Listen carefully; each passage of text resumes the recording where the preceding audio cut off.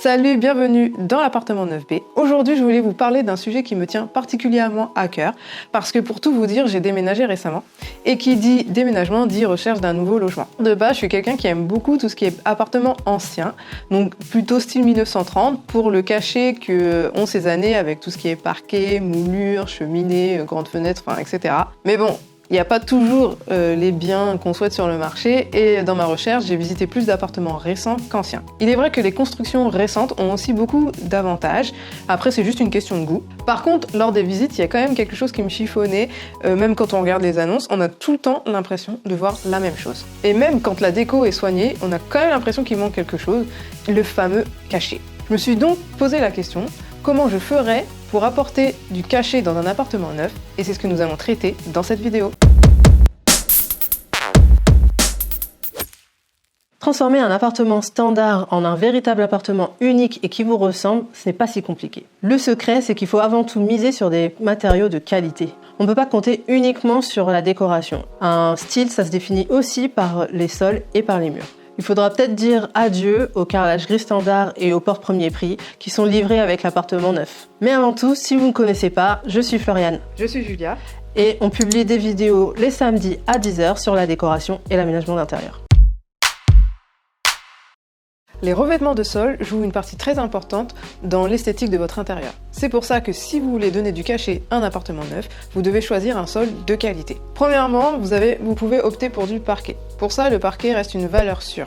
C'est un investissement dans le temps, surtout si vous choisissez un parquet massif. Non seulement le parquet apporte de la chaleur à une pièce, mais le bois reste un matériau durable qui résiste dans le temps et qui vit. Deuxième choix, le carrelage. Si vous souhaitez la facilité d'entretien, ce qui n'est pas négligeable quand on a des enfants par exemple, vous pouvez opter pour un joli carrelage. En ce moment, la tendance est aux grands carreaux. Mais au-delà de la tendance, ce qu'il faut retenir, c'est que les grands carreaux aident à agrandir visuellement la pièce, alors que les plus petits carreaux apportent un côté chaleureux. Si vous n'êtes pas fan de l'esthétique du carrelage, mais vous souhaitez tout de même bénéficier de son confort d'entretien, vous pouvez très bien opter pour un carrelage imitation parquet ou béton ciré. Dans ce cas, je vous conseille vraiment de faire d'autant plus attention à la qualité. À mon sens, il y a des imitations dont il faut se passer. Prenons l'exemple des carreaux de ciment. Certes, les prix de la grande distribution sont attractifs, mais non seulement on les voit chez tout le monde, et en plus ça risque de se démoder très vite.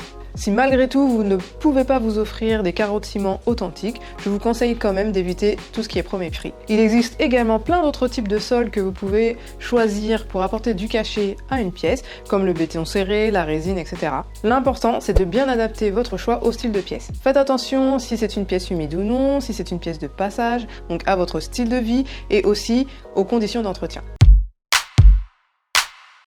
La deuxième chose qui peut apporter du cachet à un appartement neuf, c'est de penser à habiller vos murs. Ici, vous avez un large choix de possibilités pour sortir du lot. On va vous donner quelques idées pour sortir un petit peu du papier peint et de la peinture. Premièrement, vous avez l'enduit mural de décoration. Une des solutions, c'est d'opter pour un enduit mural. Ça permet d'apporter de la structure et du volume au mur. L'avantage, c'est que ça fait de très belles finitions. Ça permet aussi d'ajouter du caractère à une pièce. Et en plus, vous avez plusieurs effets possibles. Il existe plusieurs sortes d'enduits. Vous en avez à base de chaux, à base de ciment, à base d'argile ou à base de plâtre. Et après, c'est juste une question de goût. Vous avez aussi les parements de pierre.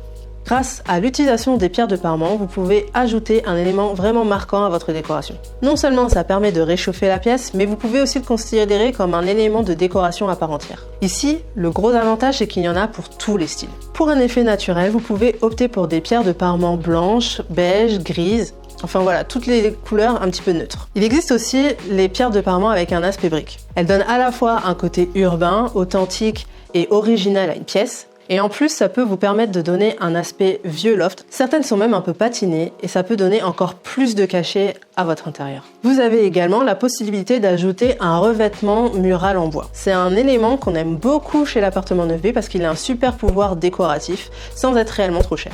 Rien de tel que le bois pour apporter de la chaleur à une pièce. Et en plus ça peut vous permettre de jouer avec les perspectives et de vraiment mettre en valeur la hauteur sous plafond si vous en avez. Ce qu'on adore, c'est fixer de grandes plaques de contreplaqué au mur. Ça apporte un effet décalé et fun en même temps. Quand on emménage souvent dans un appartement neuf, la plupart du temps, on ne se soucie pas du style des portes. Souvent oublié, les portes constituent un élément esthétique important. Ça tombe bien, ici on veut apporter du cachet. Donc je vous conseille de remplacer vos portes standards par quelque chose d'un peu plus stylé. Par contre, avant de vous pencher sur l'esthétique de vos portes, vous devez vous poser quelques questions. Doit-elle vous isoler du bruit? Doit-elle vous faire gagner de la place? Constitue-t-elle une vraie séparation? Et doit-elle vous faire gagner en luminosité? Vous l'aurez compris, les principaux critères pour orienter votre choix sont les matériaux, son esthétique, son principe d'ouverture et bien sûr votre budget. Vous avez différents types de portes. Les portes pleines qui servent à séparer complètement deux pièces. Là, vous avez complètement le choix quant aux matériaux possibles et à ses finitions. Le principal, c'est de l'accorder avec l'ensemble de votre décoration. Enfin, vous avez tout ce qui est portes vitrées qui sont idéales pour séparer deux pièces tout en apportant de la luminosité. Quel type d'ouverture choisir? Les portes battantes constituent ce qu'il y a de plus répandu sur le marché avec une ouverture qui se fait d'un seul côté. Quant aux portes coulissantes, elles vous permettront d'optimiser l'espace. Si vous n'avez pas un gros budget mais que vos portes vous sortent quand même par les trous de nez, n'oubliez pas de penser détail. Vous pouvez juste changer les poignées de vos portes. Voilà, c'est tout pour cette vidéo. Vous allez voir que si vous appliquez ces conseils, vous allez apporter vraiment plus de cachet à votre intérieur et que ça va être un véritable game changer.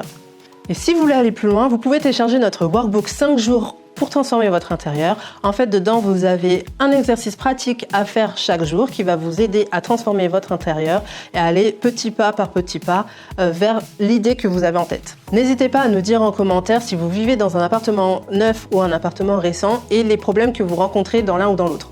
Si cette vidéo vous a plu, vous pouvez la liker ou la partager à un ami si vous pensez que ça peut l'aider. Et on se dit à bientôt dans une nouvelle vidéo de déco.